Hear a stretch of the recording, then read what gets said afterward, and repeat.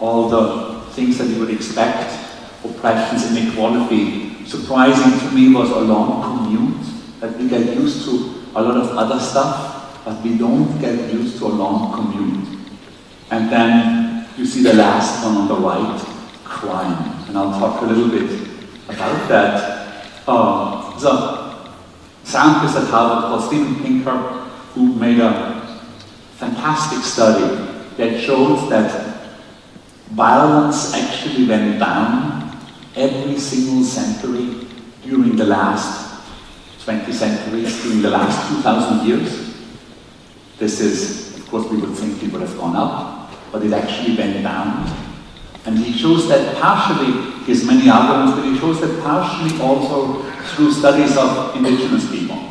So if you take a tribe like the Hulis in Papua New Guinea, this is very close to where I was in Bali, these are in the world of indigenous people, they are in the middle as far as their violence is concerned. And if you compare them to living in Detroit, it actually, if you live in Detroit now, chances are that you're going to die by the hand of another man are only 1/7 as high than you live among the Hulis. So, Steven Pinker says, and I very much believe him, is that things are actually getting better, civilization works, we are getting more peaceful as we go along. So we did this piece of typography about now is better, that I'd much rather be alive now than at any other time in history. And this again has been made with no computer graphics. This is all shot in camera. And I'll just let it run for a second.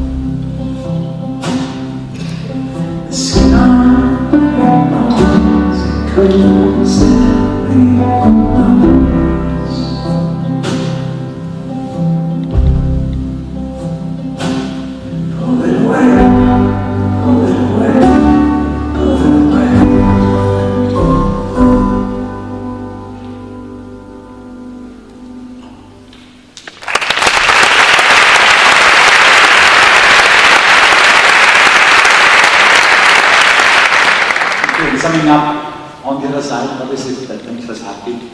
I talked about having a lot of friends, having good friends, that sense of accomplishment, non-repetitive activities, religion, and you see the last one. So, can we get some house lights on? So you probably know what's coming. Can I ask you to get up? Yeah. All of you. See, my sister actually joined a choir, and she said that even if they sing things in the choir that she doesn't like, even if the songs that they sing, even if she thinks that they're awful, she still goes out of choir practice in a better mood than she goes in. So I prepared a song for you. It's a complaining song, so we can complain and get our complaints out of the system. It's also just to make it a little bit more challenging. Challenges are good. It's in English and it's a German song. So, but I think you get the picture, and we'll just run this. Oh, and very important, my singing is terrible. So you have to help me, because otherwise I'll be completely embarrassed up here. And I don't mean a little bit helping me. I mean like full power, belting it out. You know, like sing it like you mean it. Okay, let's restart this. Another song. Giants drive me crazy, never show no doubt at all. For their demons that they get lost anymore. Want to see me in directions, for to walk across the black line.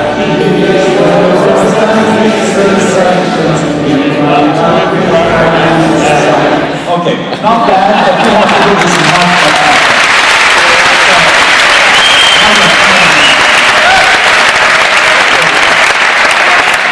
See this as a rehearsal. Like now we're really out of it. We're really getting into it. We really lean into the song and really do it. So I go a little bit back so we just have that ball running, exactly. And it starts with all mine. So, all mine giants drive me crazy, never show no guts at all. For their biggest that they pay me, they get over stand all. Stefan always shows himself, singing the old and on. Neighbor giants are not that close, he's sure where I am from.